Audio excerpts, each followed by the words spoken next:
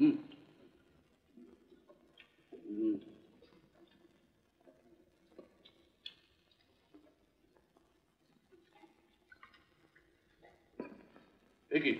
বললেন? বাজার থেকে আমি 4 পিস মাছ নিয়ে এসেছিলাম। আর 2 পিস কোথায়? আর 2 টুকরো রাজু আর লতিকার জন্য রেখে দিচ্ছি। আমি তোমাকে রাখতে বলেছি? ভাই একবার দরদ দেখানো হচ্ছে। যাও যাও যাও যাও নিয়ে এসো 2 পিস, যাও।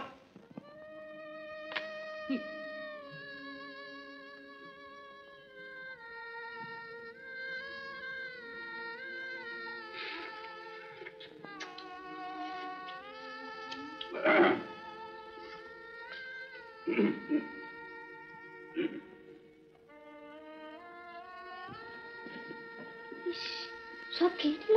মাংস আছে, মা লুকিয়ে রেখে দিয়েছে আমাদের জন্য। তোকে বলেছে বুঝি বৌদি? হ্যাঁ পিসি।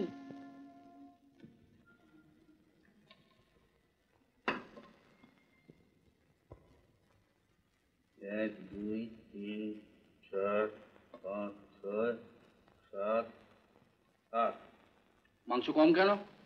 কেন, ঠিকই তো আছে। কিসে ঠিক আছে? 12 টুকরো মাংস ছিল, এখানে 8 টুকরো। তার 4 টুকরোকে পাকনা গজিয়ে উড়ে গেল। যত সব স্বার্থ বললো বিন্তাল। যাও নিয়ে এসো। চালিয়ে খেলে।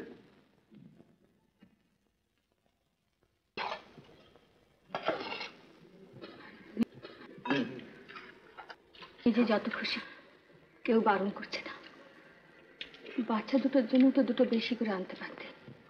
কতদিন ওরা এসব খায়নি। রান্না করার সময় ঘুরে ঘুরে দেখছিল।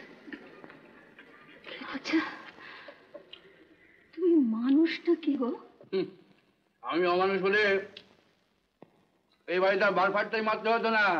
ওই লাথি মেরে সব কটাকে বের করে দিতাম। এই আমার মতো মানুষ পেয়েছিলে বলে এই যাত্রায় বেঁচে গেলে, বুঝলো? এভাবে বাঁচাচ্ছে মরাও ভালো। মরছো না কেন? মরছো না কেন? তাহলে আমি বাঁচি। যত সব 60 উপর জানোয়ারের দর। জানো যে রাত্রিবেলা মাছ ফালতে আমি এদিক সেদিক করে থাকি, আমার ভালো করে খাওয়াই হয় না। সারাদিনে দুপুরবেলা একবার মাত্র একটুখানি খাবো, তাতেও তোমাদের সঙ্গে শেয়ার করতে হবে। আর নিজেরা কি নিজেরা 2 বেলা গান্ডে পিন্ডে ভাত ওড়াচ্ছ। 2 বেলা। আমি কিছু বলতে গেছি? ছেলে আর বোনকে কোনোদিন জিজ্ঞেস করে দেখেছো মাসের পর মাস শুধু ডাল আর ভাত খেতে তাদের কেমন লাগে? না পারলে উপোস করবে।